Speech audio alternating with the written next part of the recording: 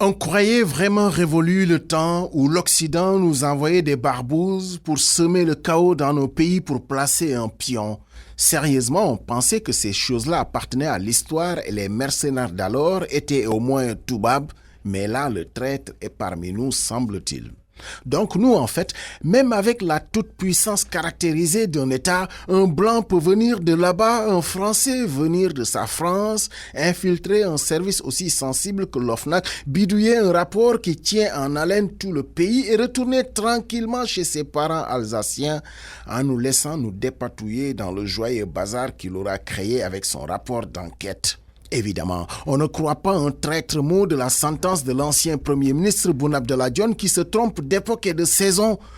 Peut-être qu'il est sorti un peu trop tôt de son hibernation et qu'il est ébloui et étourdi par la lumière qui jaillit des rapports de contrôle des services et établissements publics. On ne comprend même plus pourquoi tout le monde veut coûte que coûte défendre un homme pourtant signalé et rattrapé par toutes les patrouilles, du président Macky Sall au collègue ministre de l'ancien directeur du COUD, passé depuis ministre de l'enseignement supérieur en passant par le dernier chef du gouvernement. Sérieusement, qu'est-ce qui a bien pu se passer dans la tête de Boun Abdallah Dionne pour nier jusqu'à la nationalité sénégalaise de l'enquêteur Pape Ibra Kébé? On s'y prend vraiment mal dans la stratégie de jeter le discrédit sur l'auteur du rapport de l'OFNAC sur le coude. Et si c'est le seul argument que les tenants du pouvoir ont trouvé, c'est que l'opération Sauver le soldat Anne est devenue périlleuse. Ce débat sur la nationalité d'un Sénégalais pourtant bon temps, fut-il binational comme un certain nombre de ministres du gouvernement actuel, est détestable.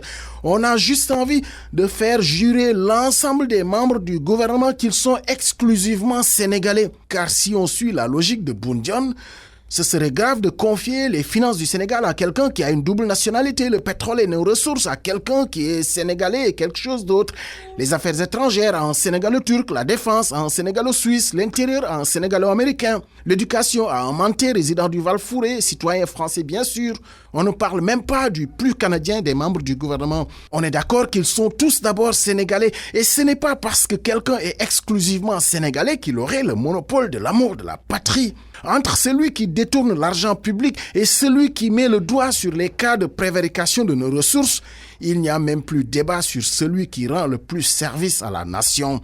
La sortie de l'ancien chef du gouvernement est une insulte au patriotisme de tous ces compatriotes que le monde accueille et s'enorgueillit de pouvoir leur offrir une nationalité qui n'est que sur le papier.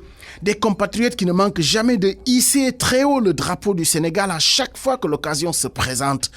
Heureusement que demain, tous ces binationaux du gouvernement ne devraient pas pouvoir s'enfuir dans leur deuxième pays sans rendre gorge de l'argent détourné.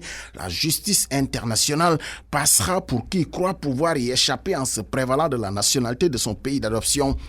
Permettez d'ailleurs que je fasse mon coming out tout de suite. Je suis moi-même trinational, sénégalais, gambien et français. Je postule pour une 4e nationalité exotique.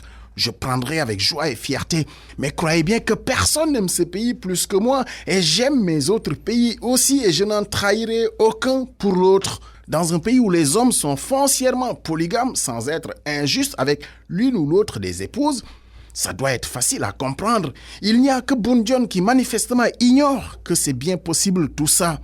Pardon Pape Ibra Kébé, reviens chez toi quand tu veux. Personne ne nous fera croire que tu n'es pas des nôtres.